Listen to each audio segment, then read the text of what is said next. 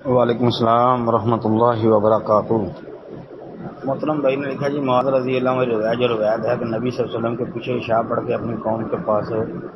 قوم کو عشاء پڑھاتے تھے۔ اس وقت بھی تو عشاء کی ہی امامت کہی جاتی تھی، اقامت کہی جاتی تھی۔ اچھا جی، لیکن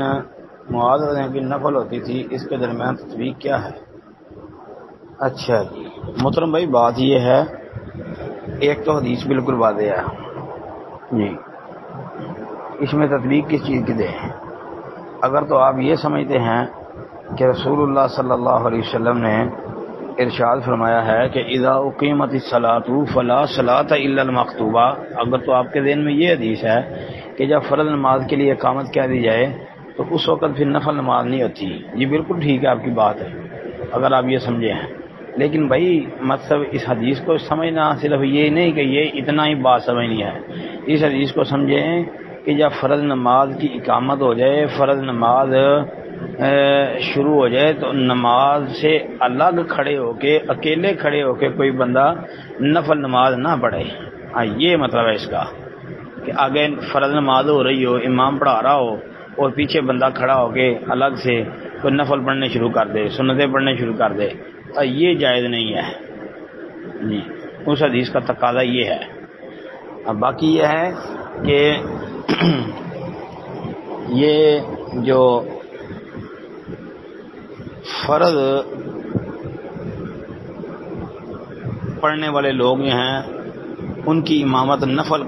پڑھنے والا جو ہے وہ کروا سکتا ہے، جس طرح کہ یہ معاذ رضی اللہ تعالیٰ عنہ ہے۔ اب دیکھیں نبی علیہ الصلوۃ والسلام کی زندگی میں یہ واقعہ ہوا، آپ علیہ الصلوۃ والسلام کو شکایت بھی کی گئی کہ ایک آدمی کہتا ہے کہ معاذ اتنی لمبی نماز پڑھاتا ہے، تو نبی علیہ الصلوۃ والسلام نے پھر معاذ کو سمجھایا بھی، تو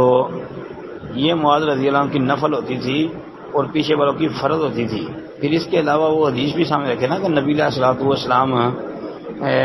جب نماز پڑھا چکے تو ایک آدمی نماز کے لیے آیا تو کہا کہ اس کے اوپر کون صدقہ کرے گا، مطلب یہ تھا کہ اس کو کون نماز جماعت کے ساتھ پڑھائے گا۔ تو اس وقت جو ہے ایک صحابی نے کھڑے ہو کے تو اس کے ساتھ صدقہ کیا، مطلب کہ انہوں نے پہلے اپنی فرض پڑھ لی تھی تو پھر ان کے ساتھ مل کے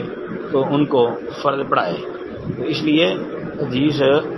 جو ہے ساری عام ہے، واضح ہے، صریح ہے، کوئی اس میں ابہام نہیں ہے، لیکن مجھے جو سمجھ آئی تھی کہ آپ کو شاید یہ کوئی شک ہے، اس پہ آپ کو کوئی اشکال ہے، تو وہ اشکال میں نے بیان کر دیا، انشاءاللہ وہ دور ہو گیا ہوگا آپ کو